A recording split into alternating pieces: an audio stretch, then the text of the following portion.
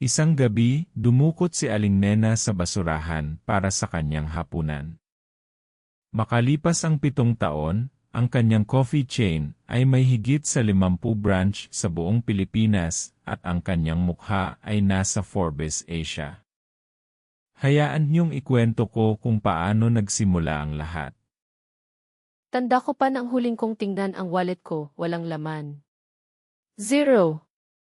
Ang tiyan ko kumakalam at ang mga anak ko, sina Carlo at Lee, ay nagtatanong kung kailan kami kakain ng masarap.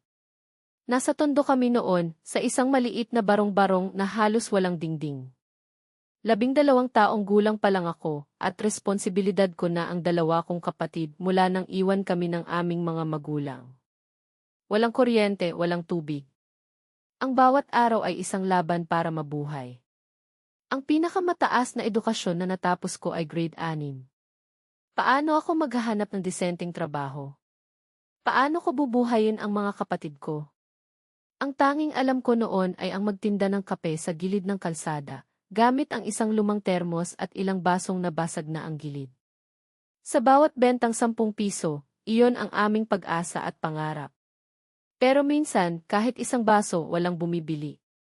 Hindi ko alam kung saan ako pupulutin, kung may bukas pa para sa amin. At dito nagsimulang magbago ang lahat. Mag-comment ng kung na-inspire ka sa kwentong ito dahil mas gaganda pa ito. Isang hapon, habang naglalakad ako pa uwi, nakita ko si Manong Pedring, ang tindero ng balut na nakaupo sa tabi ng karitela niya. Tiningnan niya ako at sinabing, "Aling Nena, bakit ang lungkot ng mukha mo? Hindi bagay sa iyo." Anong problema, Aling Nena? Mukhang pasan mo ang mundo. Manong Pedring, wala na akong ipapakain sa mga kapatid ko. Hindi na ako makabenta ng kape. Sumubok ka na ba ng milagro? Anong milagro? Yung kapeng may gatas at asukal. Hindi lang plain na kape. May diskarte sa pagtitinda. Pero wala akong puhunan para sa gatas at asukal. Sige, ito sample. Magkano ba kailangan mo? Pwede kitang pahiramin. 100 piso.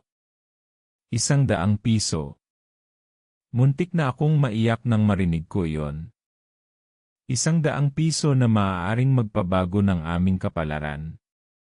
At magtiwala kayo, kailangan niyong manatili para sa susunod na mangyayari. Dahil dito talagang nagiging hindi ka panipaniwala ang kanyang tabumpay. Kinabukasan, maaga akong nagising. Gamit ang 100 piso na ipinautang ni Manong Pedring, bumili ako ng maliit na lata ng gatas at 1 kilong asukal. Hindi lang basta kape ang ibebenta ko, kundi may twist. Pinaghalo ko ang kape, gatas, at asukal sa tamang timpla na natutunan ko sa kapitbahay naming nagtatrabaho noon sa isang kapehan. Pinangalanan ko itong tea kape ni Nena, ang kape ng pag-asa. At sa unang araw, naubos ang lahat ng tasa ko. Ang mga tao ay bumabalik, nagtatanong kung kailan ulit ako magtitinda. Naalala ko ang isang matandang babae na bumalik para bumili pa, at sinabi niya sa akin, "Ang sarap ng kape mo, Hija. May pag-asa talaga ang lasa." Sa paglipas ng mga buwan, lumaki ang aking puhunan. Nakapagpundar ako ng mas malaking termos, mas maraming tasa, at nakabili pa ako ng maliit na kariton. Nagsimula na akong bumili ng mga sari-saring merienda, tulad ng tinapay at biskwit, para mas kumita pa. Isang araw, nilapitan ako ng isang babae na mukhang negosyante. "Miss, ang sarap ng kape mo. Gaano nakatagal mo itong tinitinda?" "Halos 1 taon na po. Araw-araw po akong nagtitinda rito. Nakikita ko ang potensyal sa iyo. Gusto mo bang mag-franchise ako?" "Franchise po?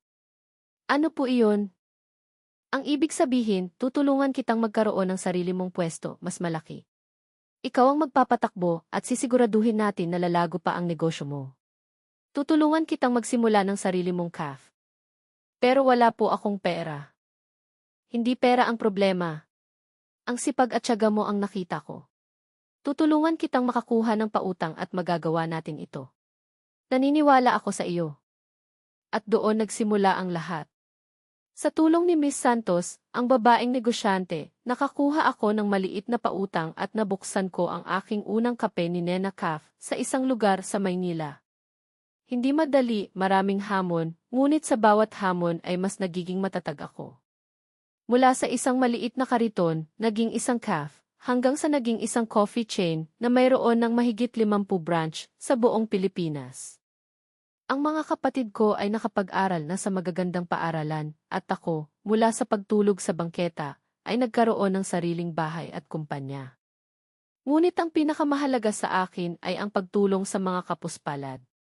Regular akong nagbibigay ng pagkain at tirahan sa mga nasa lansangan, bilang pasasalamat sa lahat ng biyaya na natanggap ko. Mula sa pagtitinda ng kape sa gilid ng kalsada, si Aling Nena ay ngayon ay isang inspirasyon sa milyon-milyong Pilipino.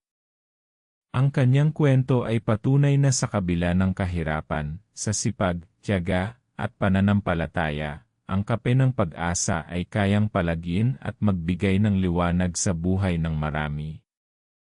Kaya, anong aral ang natutunan mo sa kwentong ito? Ay comment ang inyong mga saloobin.